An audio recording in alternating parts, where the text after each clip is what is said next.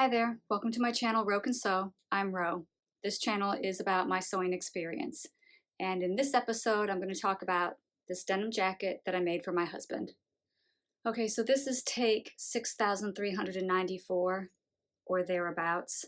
Originally, when I was recording a portion of the making process, it was attached to my previous video, but that ended up being too long, so I was going to divide it up between two videos. However, I ran into some technical difficulties along with some other complications, and that was not able to happen as I had intended.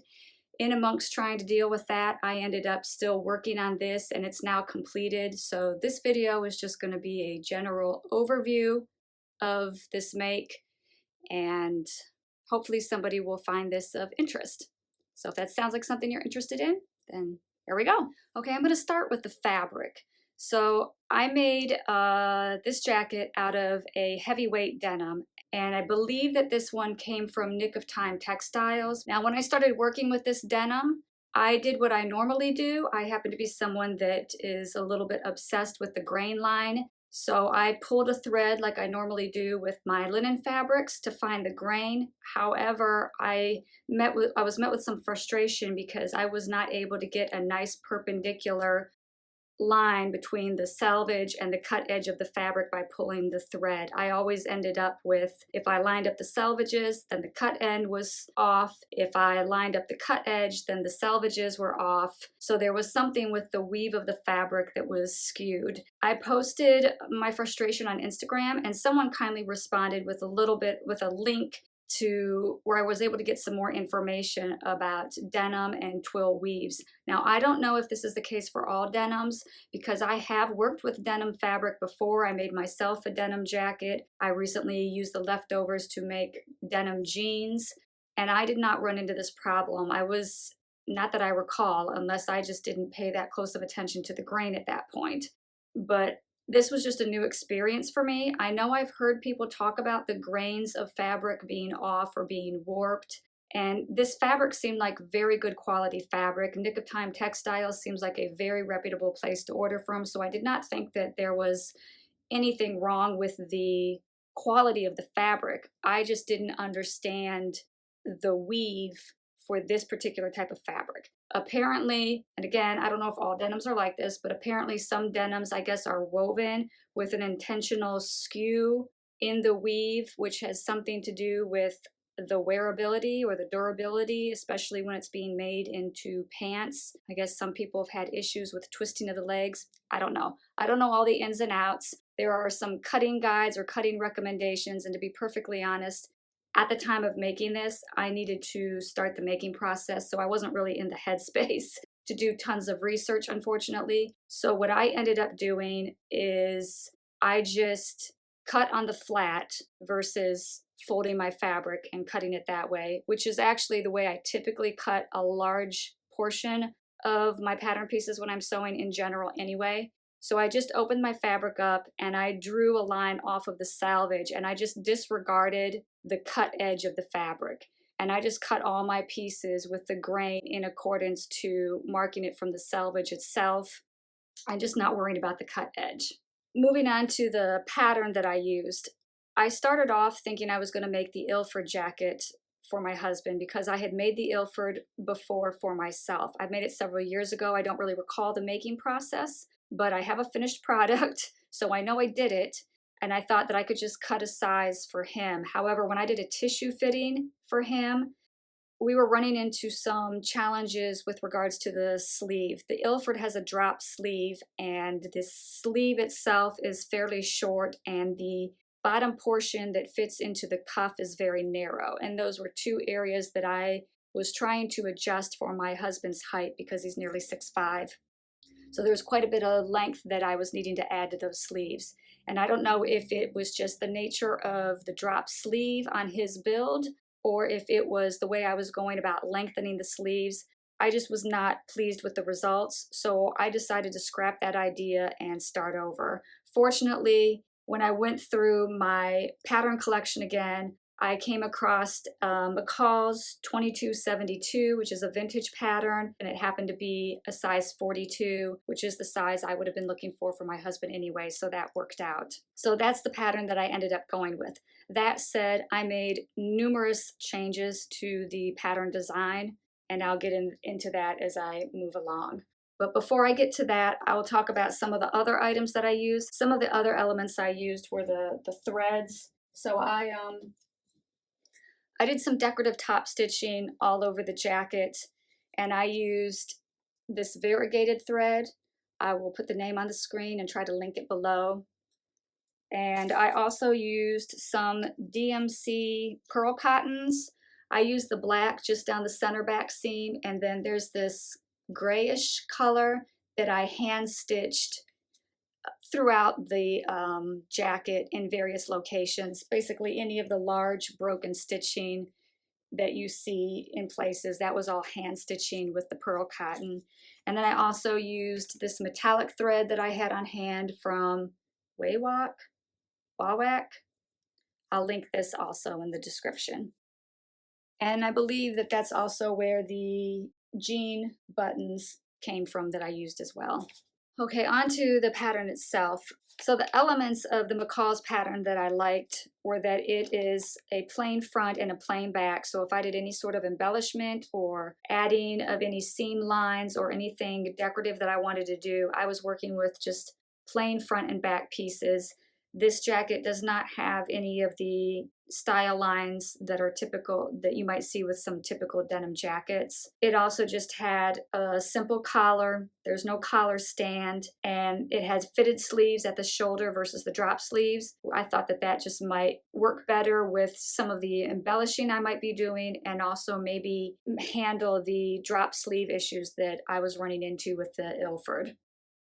This pattern has side seam pockets, and I wanted patch pockets, so I knew I would do away with that. And this pattern also has a gathering at the end of the sleeve, and I knew that I wasn't going to do that. Between the heavy weight of this denim, I just didn't think that that would gather very well and be comfortable, and plus that was one of the elements on the Ilford that I had wanted, was a cuff and a placket, and I did not want to do a gathered sleeve. I started off by making a tissue fitting, just a half body tissue fitting. Everything seemed to work out fine, except for that I knew the sleeve was going to be a little short. And the only other thing we noticed was that my husband felt that the sleeve was a little too full.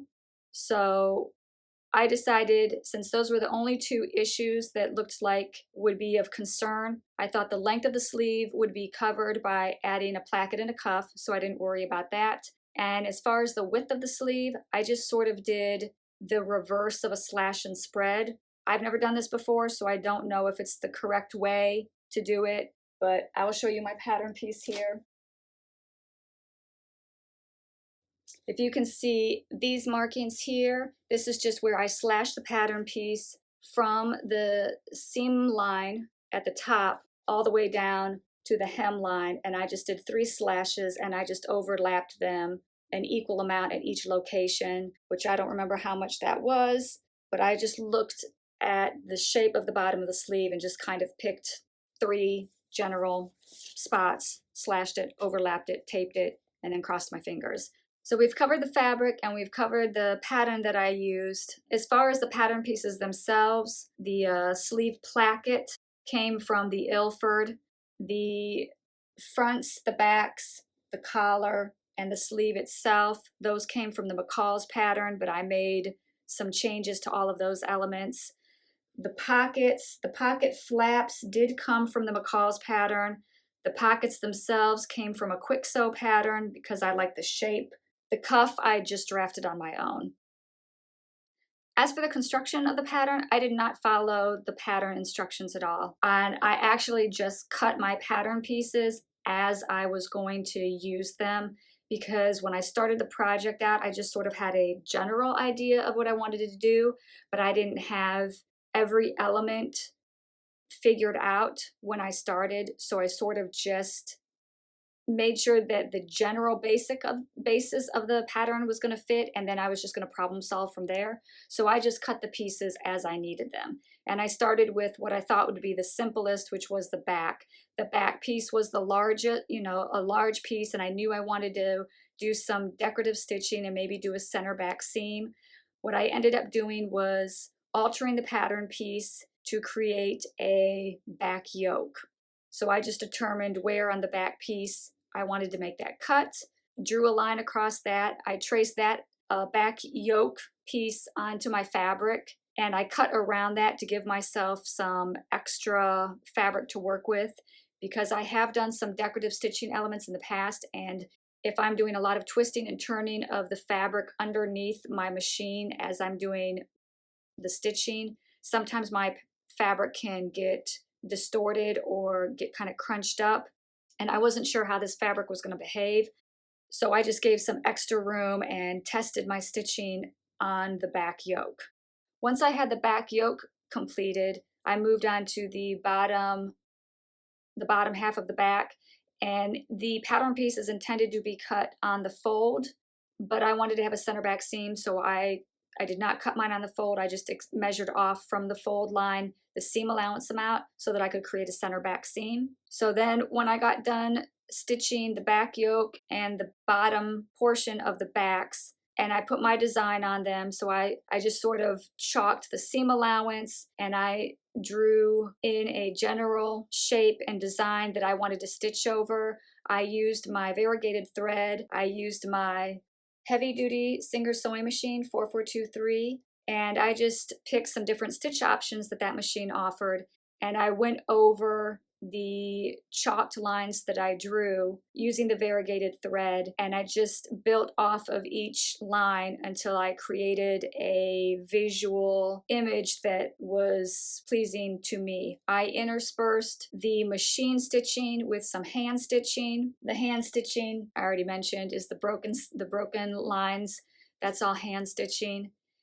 And that's pretty much it. Oh, I tried to keep the stitching inside of the seam allowances, going from one seam allowance through to the other seam allowance, so I didn't have any breaks on the inside of the design itself, because when I started the project, I wasn't sure if I was going to line the jacket. I ended up not lining it in the end, but at the start of testing all of it out, I wasn't sure if I was going to line it, so I wanted to keep the bobbin thread, which was just black, wanted to keep that nice and neat on the inside of the jacket, and that is the way that I went about doing it, just keeping the starting stopping within the seam allowances so I didn't have a rat's nest of thread on the inside of the jacket. Once the back was completed, I did the same thing with the fronts that I did with the back. I created front yokes, so I just drew a line on my pattern piece, chalked all of that onto my fabric, and drew designs on the front yokes, stitched those, and then I attached the yokes to the remainder of the front. I should mention though,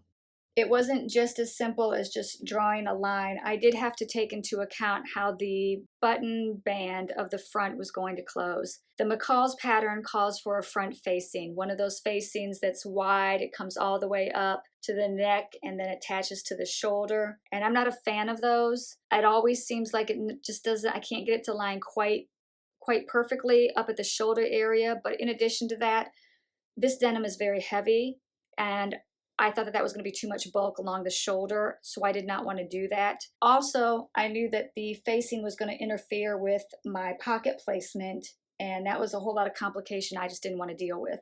So I ended up extending out my center front pieces an amount that I would need so I could fold it back, and I just used that as a reference to determine where I was going to draw the line for the front yokes. That way the yoke seam and the inside of the button band did not connect or overlap in any way, because I wanted to make sure there wasn't any bulk. So on the inside, they just sort of come close to meeting at that point, and I'll show that. Maybe I can insert a picture or something. And when I got that on, I did the front pockets. Now this jacket has outer pockets and inner pockets. I wanted the inside pockets to be everywhere there was an outside pocket, and I wanted the stitching for the inside pockets to not be visible on the outside of the jacket.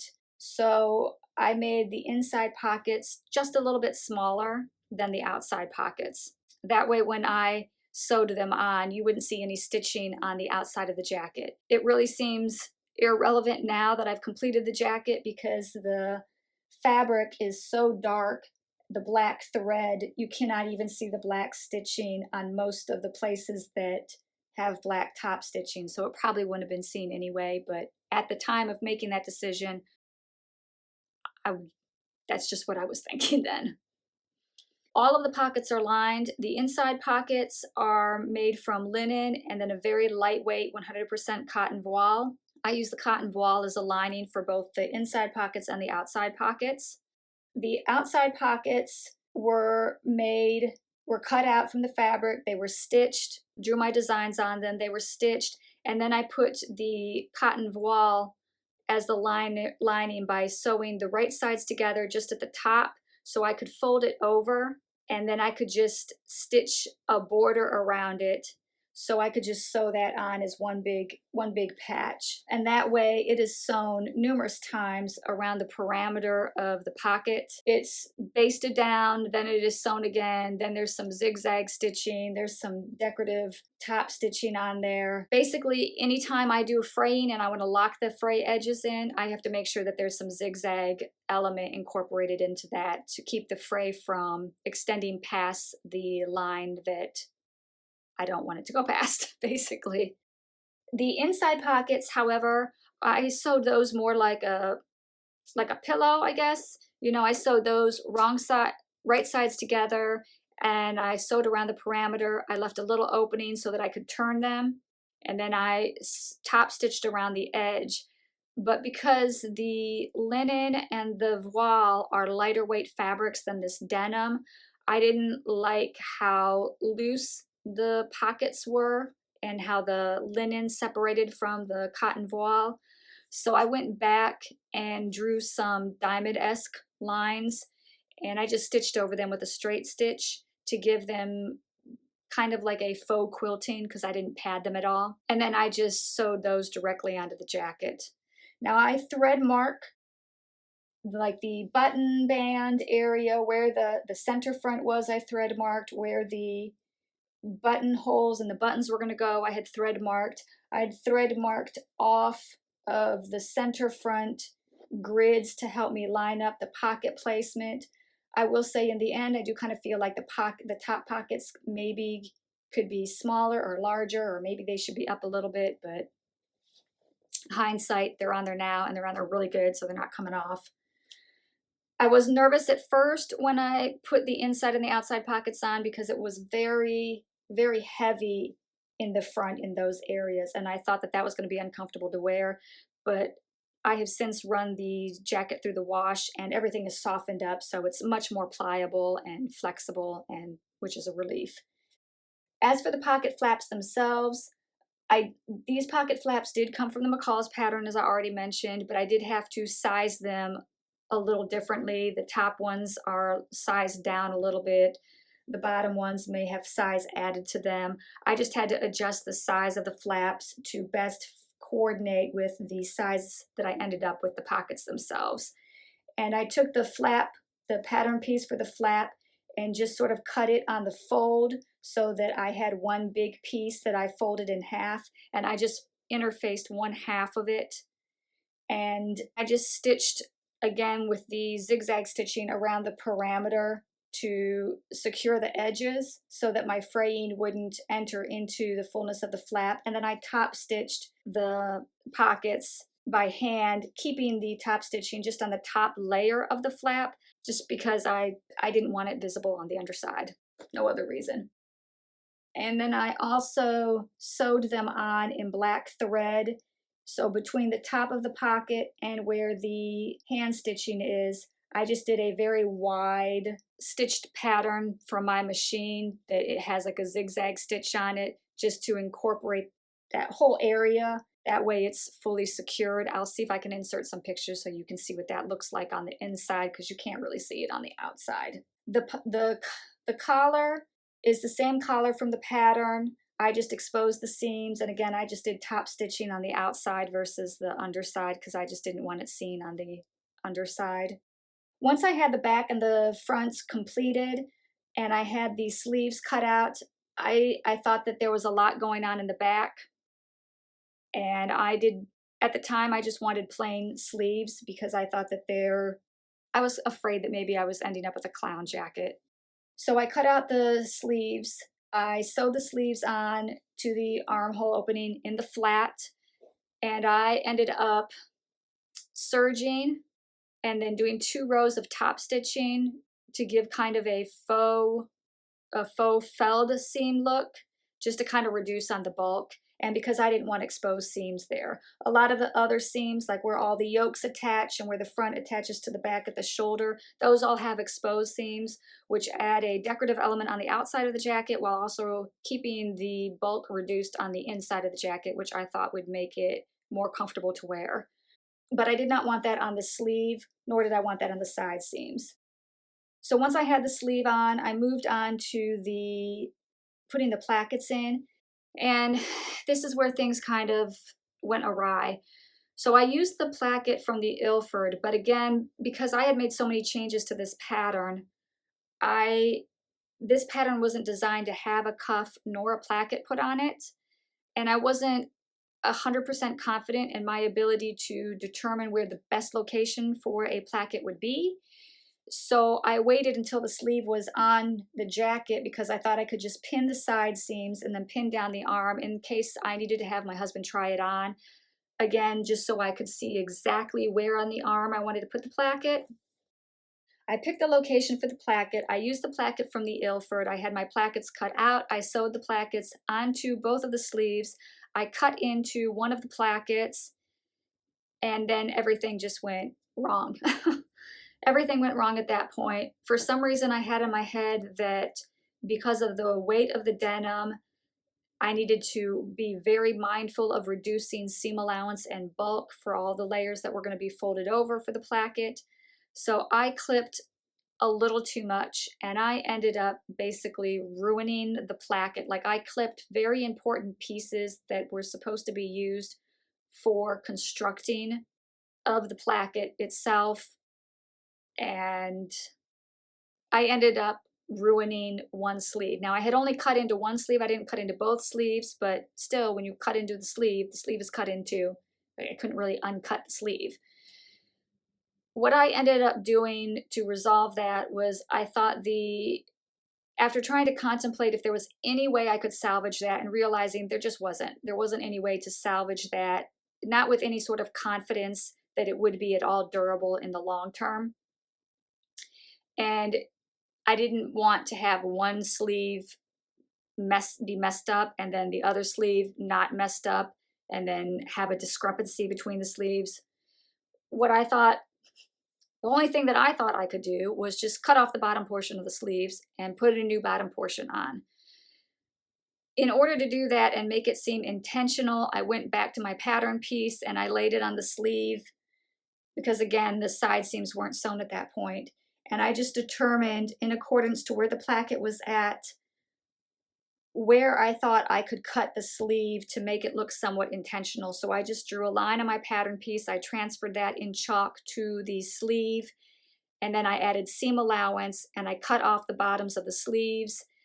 That portion that was cut off, I recut out of the denim, adding seam allowance to that piece.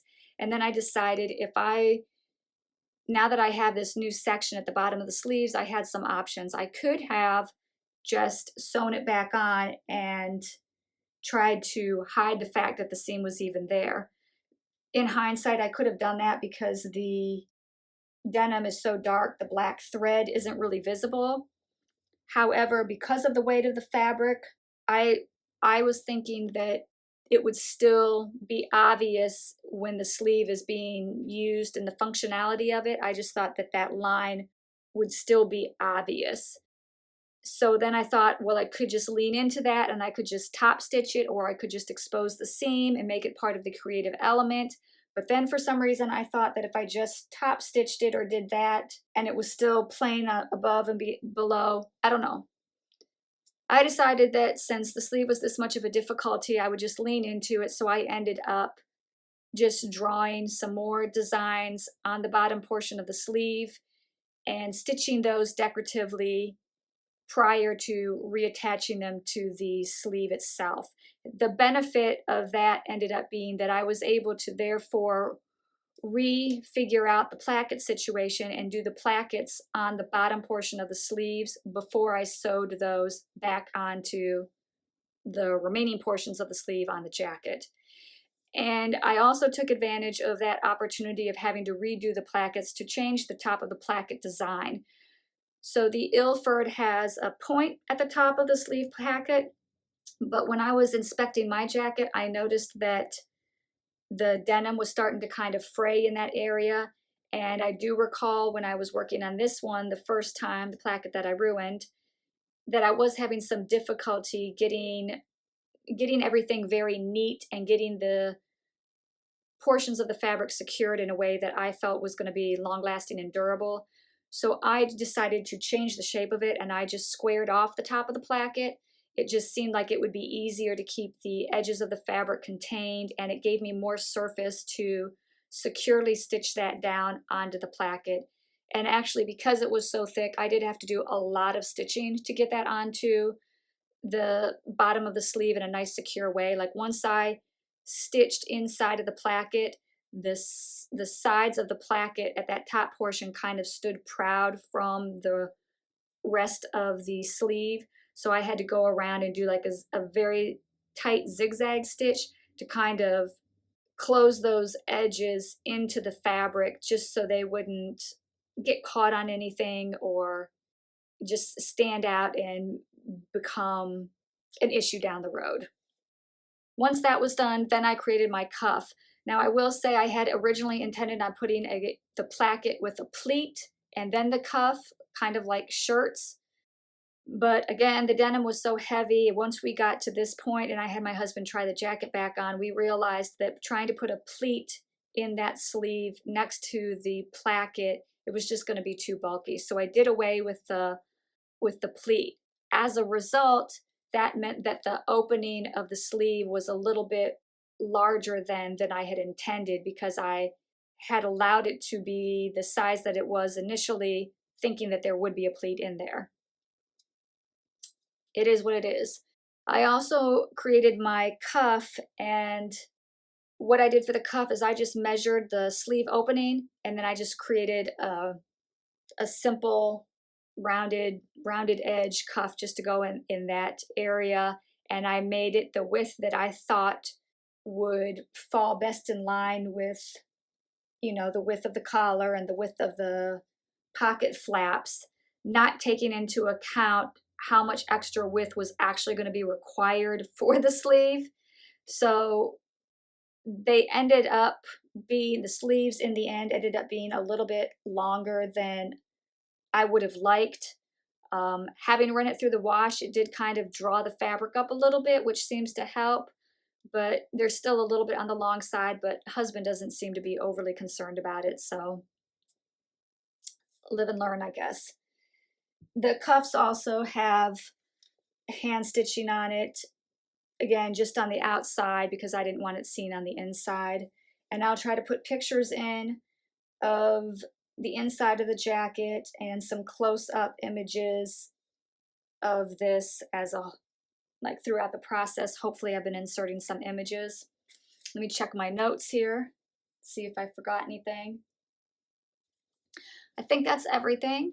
I'll see if I can get some pictures of husband wearing this, but right now there's just a lot going on, so I don't know how feasible that's going to be. If not, I apologize, and I'll just try to provide a picture at some time in the future maybe, but I will at least insert better pictures of this so you can see some of the details on it. If you're still here, thank you so much for spending some time with me and listening to my make. Let me know if you found anything here interesting or inspiring. Please like the video if you like the video, and please consider subscribing if you would like to see what other things I get up to in my sewing room. And I think that's everything for this video. Yep, so thanks so much. Thanks for watching. Until next time, take care. Bye.